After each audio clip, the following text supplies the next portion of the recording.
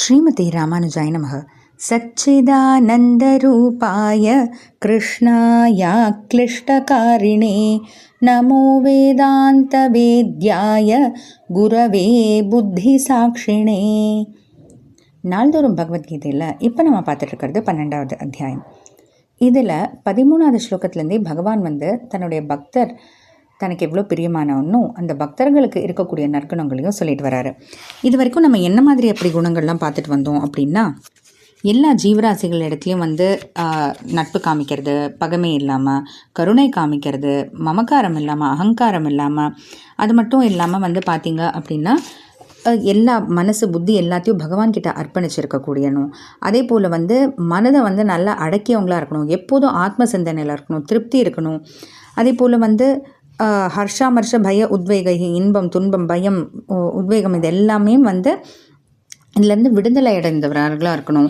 அப்புறம் சாஸ்திரத்தில் வல்லமை படைத்தவரா, சாஸ்திரம் சொன்னதை செய்யணும், சாஸ்திரம் சொன்னதை செய்யும்போது அதனால் ஏற்படக்கூடிய துன்பத்தை பொறுத்துக்கணும், சாஸ்திரம் சொல்லாதது பக்கம் கூட போகக்கூடாது, ஆரம்பிக்க கூட கூடாதுன்னு இப்படி பல குணங்கள் பார்த்துட்டு வரோம்.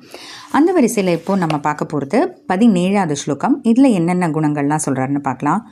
யோ ந ஹ்ருஷ்யதி ந த்வேஷ்டி ந சோச்சதி ந காங்க்ஷதி சுபாசுப பரித்யாகி பக்திமான்யஸ்ஸ மே பிரியஹ.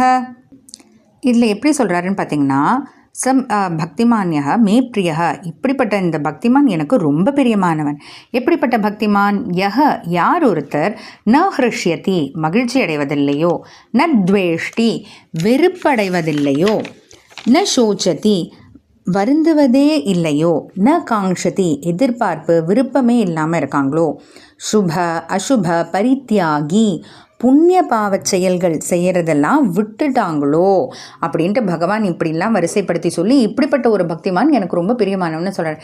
இப்படியும் யாருன்னு ஒரு மனுஷன் இருக்க முடியுமா? ஏன்னா மனுஷனாக பிறந்தால் இது எல்லாமே நம்ம அடைந்து தானே ஆகணும். இது எல்லாமே அதாவது இன்பமோ துன்பமோ வருத்தமோ எதிர்பார்ப்போ விருப்பம் இது எல்லாமே இருந்து தான் ஆகும். அப்படி இருக்கும்போது எப்படி இதெல்லாம் செய்யாமல் இருக்க முடியும் அப்படின்னு பார்த்தீங்கன்னா, இதை நம்ம எப்படி எடுத்துக்கணும் அப்படின்னா, இனியது எதானு கிடைச்சாலும் சந்தோஷப்படாமல் ரொம்ப ஆனந்த கூத்தாடாமல் சரி ஏதோ நமக்கு இன்றைக்கி கிடச்சிருக்கு அப்படின்னு அந்த ஒரு பூரப்போக்கில் எடுத்துகிட்டு போயிட்டு, இனியது அல்லாதது ஏதானு துன்பம் வந்துச்சு அப்படின்னா இதுவும் கடந்து போகும்ன்ற அந்த மனப்பான்மையோடு எடுத்துக்கணும். ஏன்னா பார்த்திங்கன்னா, இந்த உலக இன்ப துன்பங்களுக்கே நம்ம நேரம் செலவழிச்சிட்டே இருந்தோம்னா ஆத்ம விஷயத்தில் எப்படி நேரம் செலவழிக்க முடியும்? ஏன்னா ஆத்ம விஷயத்தில் நேரம் செலவழித்து ஆத்மா வேற உடல் வேற, இந்த ஆத்மாலே பார்த்திங்கன்னா பரமாத்மா தான் மிக உயர்ந்தது, அந்த பரமாத்மா தான் பகவான் கிட்ட நம்ம சரணடையணும் அப்படின்ற இந்த எண்ணங்கள் வந்தால் தானே நம்ம பக்தி யோகம் செய்ய முடியும். அப்போது உலக விஷயங்கள்லேயும் இன்ப துன்பங்களுக்கு நேரம் செலவழிச்சிட்டு இருந்தால் எப்படி ஆத்ம விஷயத்தில் செலவழிக்க முடியும் இல்லையா? அதனால் அந்த கண்ணோட்டத்தோடு நம்ம அதை பார்க்கணும்.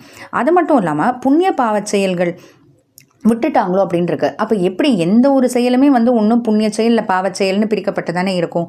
அதை எப்படி அது செய்யாமல் இருக்க முடியும் அப்படின்னா, புண்ணிய பாவச் செயல்கள் எனக்கு புண்ணியம் கிடைக்கும் அதனால ஆனந்தம் கிடைக்கும், இல்லை பாவச் செயல்கள் அதனால எனக்கு துன்பம் கிடைக்கும்ன்ற அந்த கண்ணோட்டத்தோடு பார்க்காம, சாஸ்திரம் சொல்லியிருக்கு அதனால் புண்ணிய செயல்களை செய்கிறேன், சாஸ்திரம் இதெல்லாம் வேண்டான்னு சொல்லியிருக்கு அதனால் பாவச் செயல்களை தவிர்க்கிறேன்ற அந்த கண்ணோட்டத்தோடு பண்ணணுன்றது தான் பகவான் இந்த மாதிரி சொல்கிறாரு. அதுதான் பார்த்திங்கன்னா சுப அசுப பரித்யாகி. புண்ணிய பாவ செயல்களை செய்வதை விட்டுட்டாங்க அப்படின்னா, அந்த புண்ணியத்துக்காக செய்யறதை விட்டுட்டான், அந்த பாவத்துக்காக செய்யறதை தவிர்க்கிறான் அப்படின்ற அந்த மாதிரி பார்க்கணும். அதுதான் இந்த ஸ்லோகத்தில் பகவான் சொல்லக்கூடிய இந்த பக்தனுடைய குணங்கள். தொடர்ந்து பார்த்துட்டே வரலாம். ஜெய் ஸ்ரீ கிருஷ்ணா.